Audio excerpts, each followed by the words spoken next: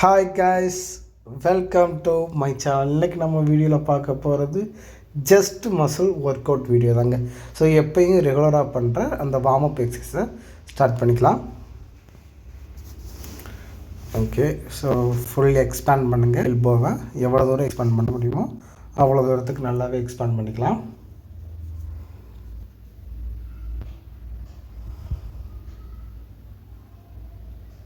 Okay, நல்லா ஷோல்டரை ஃபார்வேர்டாக rotation பண்ணிக்கோங்க. அதே மாதிரி பேக்வேர்டாகவும் பண்ணிக்கோங்க. 10 கவுண்ட்ஸுங்க, சரிங்களா? ஸோ இது முடித்ததுக்கப்புறம் ஷோல்டர் நல்லா ஃபுல் ஸ்ட்ரெச் பண்ணிக்கலாம். Okay, so squad, so 10 times. So 1 2 3 4 5 6 7 8 9 10. ஓகேங்க, ஸோ ஒரு வழியாக கம்ப்ளீட் பண்ணிட்டோம். ஸோ இப்போ வந்து நம்ம ஸ்டிக் ஒர்க் அவுட்டுக்கு வர ஆரம்பிச்சிடலாம்.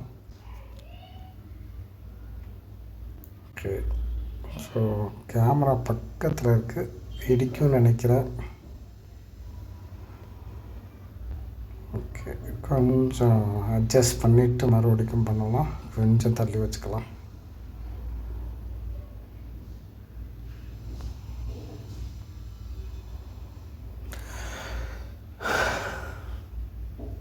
ஓகே, இப்போ கரெக்டாக இருக்குன்னு நினைக்கிறேன். ஓகே, 1 2 3 இன்னமும் இடிக்க தாங்க செய்யுது. இன்றைக்கி ரொம்ப தன்மாறுது. Okay okay, ready, start. 1 2 3 4 5 6 7 8 9 10 11 12 13 14 15 16 17 18 19 20 21 22 23 24 25 26 27 28 29 30 31 32 33 34 35 36 37 38 39 40 41 42 43 44 45 46 47 48 49 50 51 52 53 54 55 56 57 58 59 60 61 62 63 64 65 66 67 68 69 70 71 72 73 74 75 76 77 78 79 80 81 82 83 84 85 86 87 88 89 90 91 92 93 94 95 96 97 98 99 100. ஓகேங்க, ஸோ ஒரு வழியாக ஒரு செட்டு கம்ப்ளீட் பண்ணிட்டோம். ஸோ ஸ்டார்டிங்கில் மட்டும் நமக்கு வந்து தடங்கள் அதிகமாகச்சு, ஏன்னு தெரியல. ஸோ ஜஸ்ட் ஒர்க் அவுட்டில் அப்படி ஆனதில்லை. ஸோ கேமரா வந்து ரொம்ப க்ளோஸ்அப் வைக்கவும் அதுக்கான போதுமான ஸ்பேஸ் இல்லாதனால தான் அந்த மாதிரி இடிச்சிருந்துருக்கு. So no problem. ஓகேங்க, நல்ல ஒரு ப்ரீத்திங் எக்ஸசைஸ் பண்ணிக்கலாம். ஸோ ரிலாக்ஸாக பண்ணிக்கோங்க. நல்லா ப்ரீத்திங் டீப்பாக பண்ணிக்கோங்க.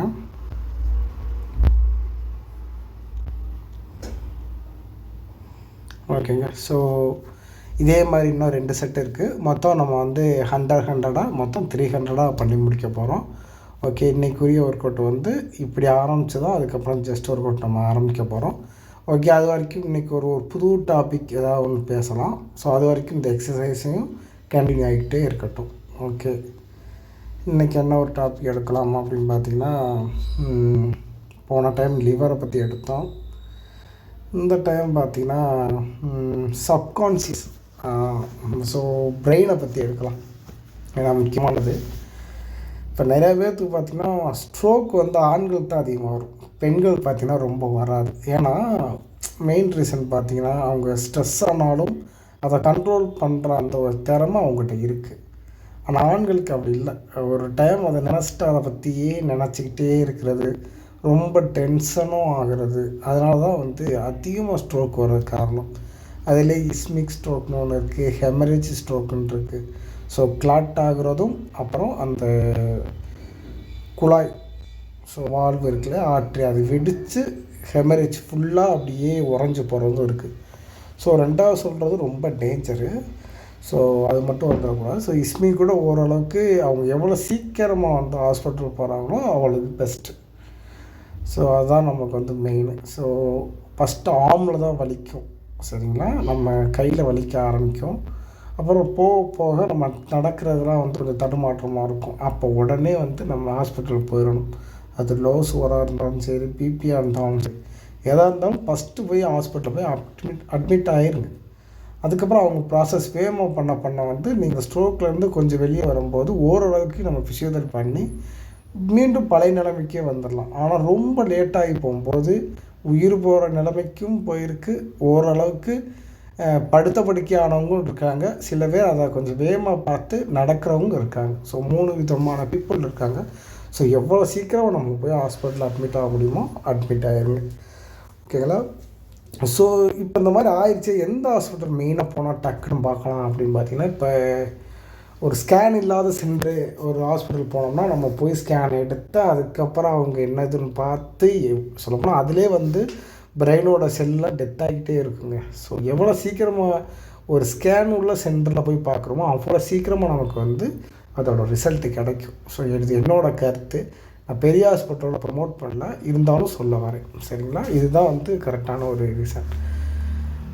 ஸ்ட்ரோக்குக்கு வந்ததுக்கு அப்புறம் பார்த்திங்கன்னா கரெக்டான ப்ராப்பரான எக்ஸசைஸும் அவங்க கொடுக்குற டேப்லெட்டும் ரொம்ப இம்பார்ட்டண்ட்டாக சாப்பிட்டுக்கிட்டு ஃபிசியோதெரப்பி நல்லா எடுத்துக்கோங்க. மெயினாக ஸ்ட்ரோக் இதுதான்.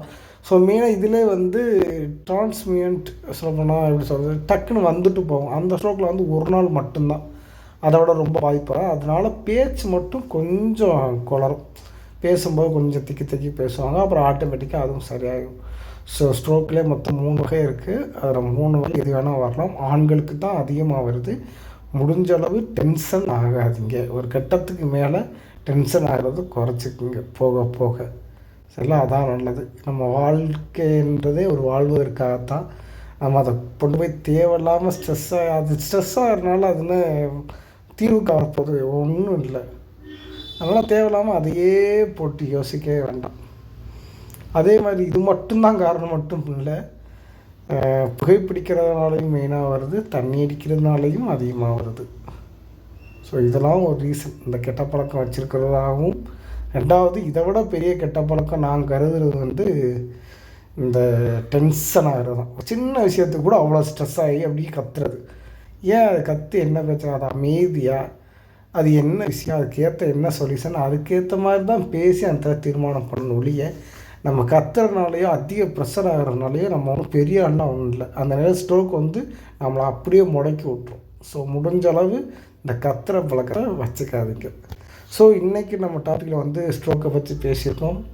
இந்த மாதிரி இன்ட்ரெஸ்டிங்கான ஒரு டிசீஸை பற்றியோ, அதுக்கு முன்னாடி அவேர்னஸாக எப்படி இருந்துக்கலாம், எந்த ஹாஸ்பிட்டல் போனால் சீக்கிரமாக சரியாகும் அப்படின்றத ஒவ்வொரு வீடியோவில் நம்ம பார்க்க ஆரம்பிக்கலாம். இது ஒரு fitness and weight loss journey and ஏதாவது ஒரு டாபிக் கருத்து நம்ம சொல்லியிருக்கோம், ஓகேங்க. ஸோ ஒரு வழியாக 3 செட்டு நம்ம கம்ப்ளீட் பண்ணிட்டோம், ஓகே. ஸோ நல்லா ப்ரீத்திங் பண்ணிக்கிறேன். இந்த டேபிள்லாம் எடுத்துகிட்டு கொஞ்சம் கேமராலாம் அட்ஜஸ்ட் பண்ணிவிட்டு ஜஸ்ட் ஒர்க் அவுட்டுக்கு நம்ம மெதுவாக ப்ரிப்பேர் ஆகிக்கலாம். இன்றைக்கி கொஞ்சம் ஜஸ்ட் ஒர்க் அவுட்டு கொஞ்சம் வெயிட்டு கூட்டியிருக்கேங்க. ஃபுல்லாகவே எல்லா வெயிட்டையுமே போட்டேன். மொத்தம் 25 கிலோ வெயிட் வச்சுருக்கோம். இப்போ இந்த 25 கிலோ வந்து நம்ம தூக்கி ஜஸ்ட் ஒர்க் அவுட்டுக்கு பண்ண போகிறோம். ஒரு 15, அப்புறம் ஒரு 12, அப்புறம் 10. ஸோ 3 செட்டாக அப்படியே கவுண்டிங்கில் குறைச்சி கரெக்டாக பண்ணி பார்ப்போம். எப்படி பண்ணுறதுன்றத நம்ம வீடியோவில் பார்த்துக்கிட்டே இருங்க, ஓகே. ஃபஸ்ட்டு நம்ம அதுக்குரியதெல்லாம் ஃபஸ்ட்டு ப்ரிப்பேர் பண்ணி வச்சுக்கலாம். அவ்வளோ ரெடி ஆகிட்டேன். ஓகே, ரிலாக்ஸ் ஆகிட்டு மெதுவாக தூக்குங்க. 1 2 3 4 5 6 7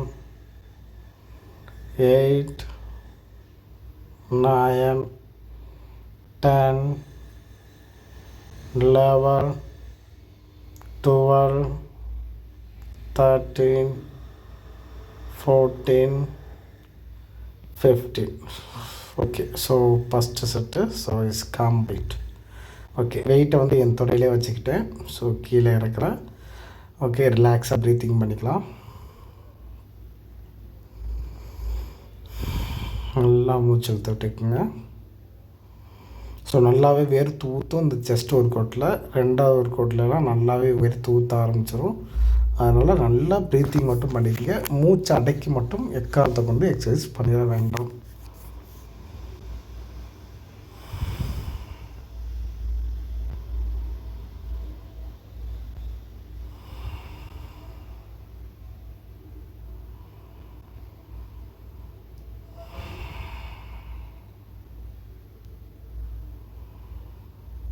ஓகேங்க, ஸோ 2வது செட்டுக்கு ரெடி ஆகிடலாம். Okay, ready, start. 1 2 3 4 5 6 7 8 9 10 11 12. ஓகேங்க, நான் சொன்ன மாதிரி 2வது செட்டில் 12 பண்ணியிருக்கோம். 3வது செட்டில் 10 கவுண்டே நம்மளுக்கு போதுமானதுங்க. ஓகே, நல்லா ப்ரீத்திங் பண்ணிக்கோங்க. நல்லா ஸ்வெட்டிங் ஆக ஆரம்பிச்சிருச்சு.